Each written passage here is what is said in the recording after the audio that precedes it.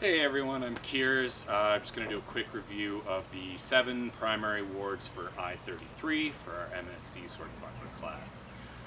So most exercises and most fencing is going to focus on the first 3 wards, but I'm going to give you a run through of 1 to 7, just so that you've got them all in your repertoire and you can practice going through them during our downtime. So we've got the first ward where the shield is out in front, arm is bent, and your sword is up underneath that shield elbow or shoulder. Okay, so as you can see, my knuckles are facing up. This isn't mandatory, but I find it balances the weight of the blade more effectively and is also going to give you cut down on your motion as you're cutting out. Alright, and so we've just got a basic cut from this ward if you want to practice attacking and with a lean forward. Okay, so that's the first ward. Second is nice and simple. It's just up on your sword shoulder here.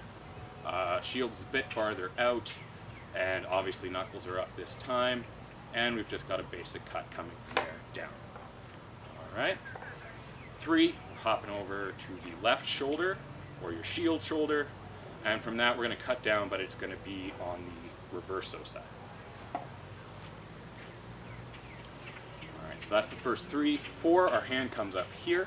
This is very similar to 2, but it's just higher. Your hand can be anywhere in this space, and your shield is still out in front of you, and it's again just a basic cut down either line. That's 4, which brings us to 5, which is the long tail. So your shield is out far in front of you, fully extended.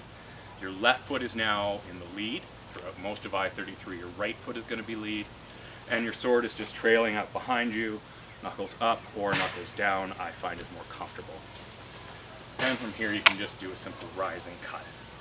Or you can come around into a thrust. 6 is shield out in front, and then you've just got the sword up here. It is depicted with your knuckles pointing up and your thumb on the blade. Although again, if you're in here, it's kind of your personal comfort level. So this is 6, keeps your blade concealed behind the shield. And then I just like to slip around and thrust on the far side. 7 is long point. Shield is beside your hand, your sword hand, pressed right up against the blade. Point of the sword is up in your opponent's throat. And this can be right leg forward or left leg forward, depending on your situation. So those are the 7 primary wards. Thanks, I'll talk to you later. Hey everyone, it's Kiers again. So in this video we're going to be looking at the 5 basic attacks in I-33. So you can of course do just simple attacks along your descending and ascending angles. Those are simple attacks. I recommend that you practice it, but these are I-33 specific maneuvers. So the first one we're going to look at is the Nuchen, or the nod. So for that one I am going to be starting in second ward. And I start by stepping offline to my sword side, and I'm going to cut down and overbind Samantha's sword, keeping my sword and buckler close together. I'm now going to move forward and cut up at her head, keeping my shield down just to keep myself protected. So that's a Nuchen because her head is going to nod backwards on contact. So a little bit faster, we've got the Nuchen in one quick movement. So anytime you're doing the Nuchen, it's just that rising cut up to the head. The next is called the Longen, and this is a thrust where you keep your sword and shield together and relatively low. So here Santa's in long point. I will also start in long point, and what I'm going to do is I'm going to make contact to overbind and press in. So it's nice and simple, and it's just a quick boom and in towards her throat. Third, we have the Schildschlag, which is a shield press. So for this one, it works a little bit better if I start in third ward, attacking from my shield side. Here we're starting again. I will take a step towards my shield side and overbind. I then press in with my buckler, pressing her sword and buckler down and suppressing, and finish off with a Nuchen up to the head. So one more time, a little bit faster. She's threatening me with long point. I step in, take her, press down, and Nuchen up to the head. So the fourth major attack is the Stick's Lock. And this is a high thrust with your shield over top of your thrusting hand. So, we've got Sam in long point threatening my face and throat. I'm in second ward, and I'm going to step in, overbind her blade, and now I'm thrusting up and keeping my head protected in case she comes around with a blow, with a high blow. One more time. And there, I came down across her chest, but as you can see, I'm still piercing important organs. Now the final one is called a Sturzhau, and this is a false edge cut. So here I'm starting in half shield, the first Contraria. Samantha is still in long point, threatening my face. So what I'm doing here is I'm just stepping in. I'm bringing my shield up to dislodge her, and more importantly, my sword hand is just flipping around to allow my point to drop down over her protective equipment there. So one more time, I'm just coming in and... Alright, so I brought my hands a bit apart there so that you can just see the positioning on the Sturzhau. Okay, so those are the 5 basic attacks. You've got your Nuchen, your Long-In, your Schildschlag, your Stichschlag, and the Sturzhau. Thanks. Hey everyone, in this video we're going to be taking a look at the first 3 Contraria. So these are the counter guards to the 7 wards. So each of these is primarily designated to one of the first 3 primary wards.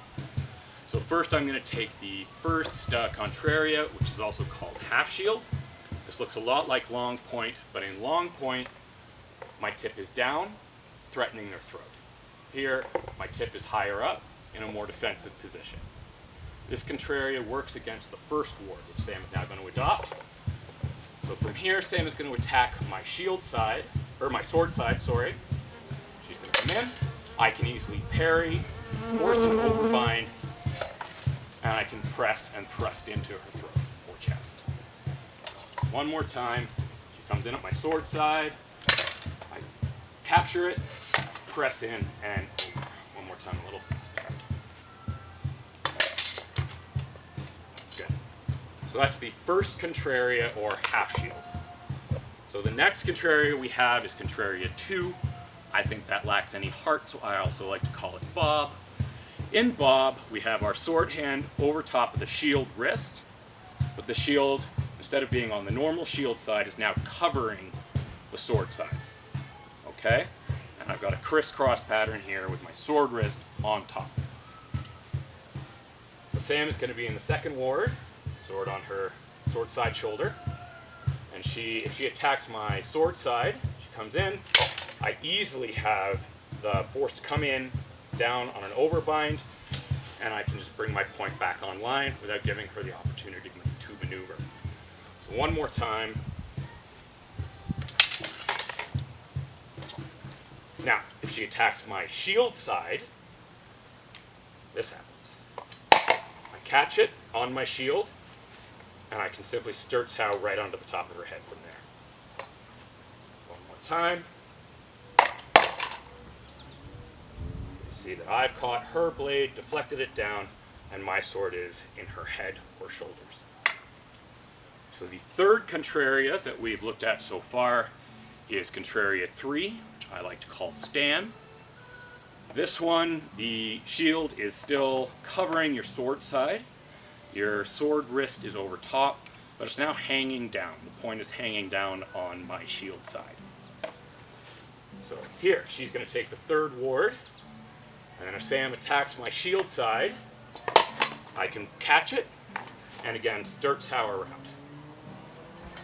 One more time. My sword is in her head, and I'm protected behind my buckler. Now she comes in at my sword side, as I hope she will. She cuts down, I step offline and catch her. I rotate my knuckles slightly so they're facing out so that I have her in an underbind. I pass forward and wrap her arms as close to the elbows as I can get. From here, I can take her to the dentist, cut her throat, stab her in the head, whatever I'm inclined to do. One more time. Here in Stan. She Press down, come in, wrap the arms, and now I can just dispatch her at my leisure. So those are the 3 contraria that we've looked at in class. If you're an eager beaver, there are 3 more. Just to show you, we have the crook or the crutch, which is up here with my shield over my sword hand. We also have the fiddle poga, which is the fiddle bow, where my sword just goes across the forearm of my shield hand, and the superior lanyard, where my hand is in sort of a Sturtau position, just over top of my shield fully extended. Okay, thanks. I'll talk to you later. Hey everyone, Kiers again. Here we are looking at what to do against an overbind on either your sword side or your shield side. An overbind is any time that your opponent's blade is on top of yours. So Sam, put your blade out, just out anywhere. Here I've overbound her from my sword side. She comes back up, just pointed at me, and this is an overbind from my shield side. Anytime that my sword is over hers, controlling the line, I have an overbind. So, the first mutation is a response to an overbind on your sword side. So Sam is going to be in 2nd ward, I will be in 7th or long point. So she comes in and overbinds my sword, pressing me down onto my sword side. So what I'm going to do here is just use her own momentum against her, follow the pressure, and bring my sword around. So a bit faster, she comes in, and I come around. One more time. So there, I like to come in as a pass to get around the blade as well. And now, if she goes to 3rd ward, we'll take a look at if you're overbound towards your shield side. So I'm again in 7. She's going to overbind me. No, sorry, from your shield side. Perfect. So she's on top. She's got all the power. If I try to just follow it around, it gets clumsy and caught up.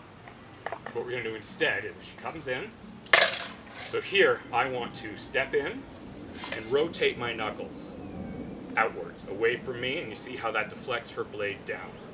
So from here I can close in and just come right up and finish her. So one more time. She comes in, she overbinds. You see, I can just follow, push her away, and come around. Alright, so those are the 2 mutations to the overbind. Thank you and have a great day.